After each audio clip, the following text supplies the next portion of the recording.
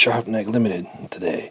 We're going to be talking about the 1656 Lionel 040 Postwar switcher that I've just purchased.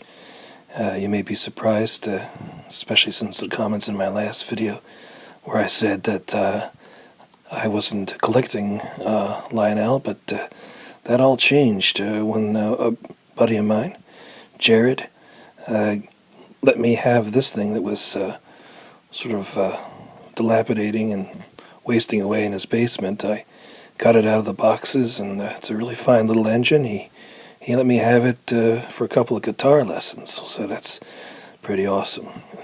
I'll do a video on this one later.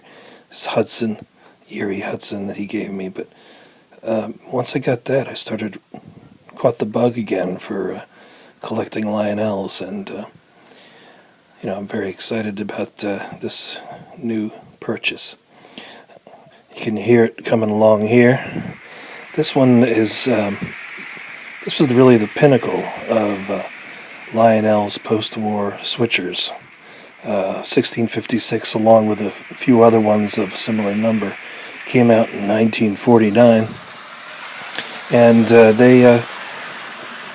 they are still very desirable, partially because of how sturdy they are and how well they run and how reliable they are, but also the bell, which is unusual. Usually you would have a whistle, but this one has a bell, and it works on this one, which is another plus. Let's watch it go here.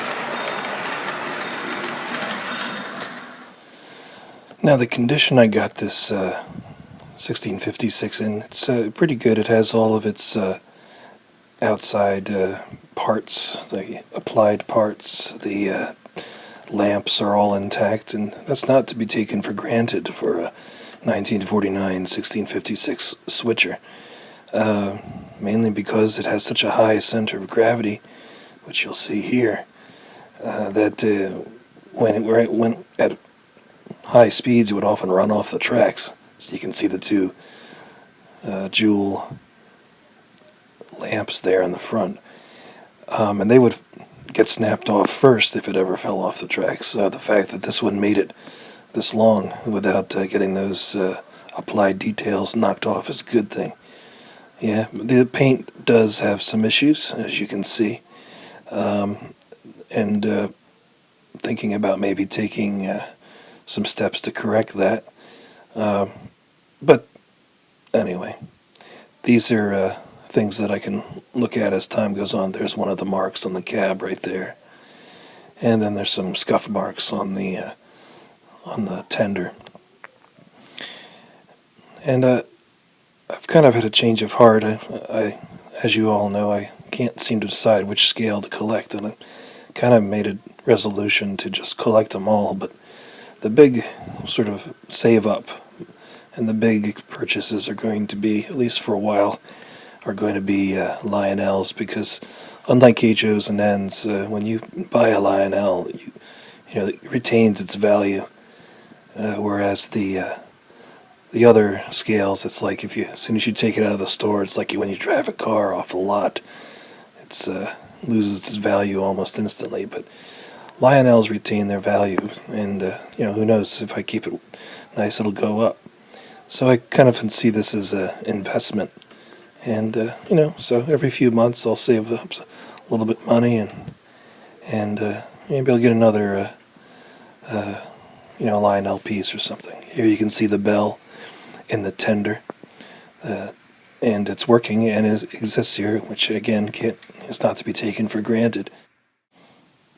Now, the 040 locomotive type was mainly used for switching, and what that means, they would take cars in a yard and assemble them by means of many switches on the tracks to form larger consists that would be taken by larger and more robust locomotives. It only had 4 wheels, so it really couldn't move more than a few cars at a time. And it didn't go very well at speed because there was no leading trucks. And the front boiler meant that it wasn't that powerful. And the small boiler meant that it wasn't that powerful. But it was great on small radiuses like you might find in a yard or in a large industrial facility where they needed things switched before they went out. Now, because it's so simple, it was many of the first locomotives were 040s. As you can see here, the boiler in the front and the control in the back. And then there's also many different configurations of 040 as they were trying to figure out how to make and design locomotives. And you can see this one here. But at the end of the day, they still remained very useful throughout the era of steam locomotives. Again, not for taking cars on a long travel, but mainly assembling larger trains or taking small bits of cargo from one place to another within a larger facility. Now, as I said, Lionel really did a good job when they created this one in 1949.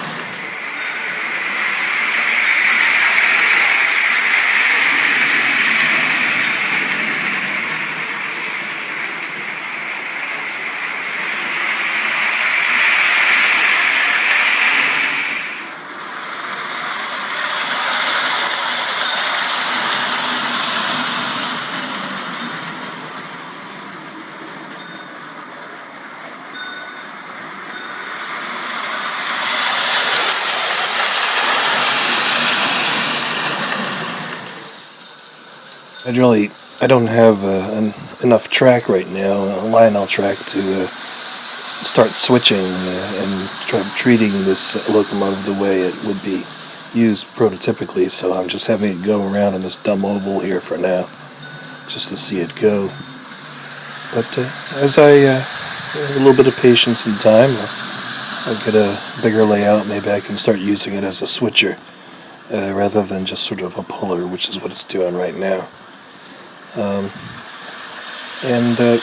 I guess one of my philosophies right now is that since I'm restarting my Lionel collection, because I sold all my Lionels to get into the other scales, which I don't regret. It's been fun working with those other scales. But now that I'm reassembling a collection of Lionel on my own terms, I wanted to go ahead and save up to buy a nice collection of some of their finest examples and their finest specimens, so that people can say, well, he doesn't have a lot of locomotives, but he's got some good ones, and this is a good start. 1656 Lionel Switcher, Sharpnack Limited. Thanks for watching.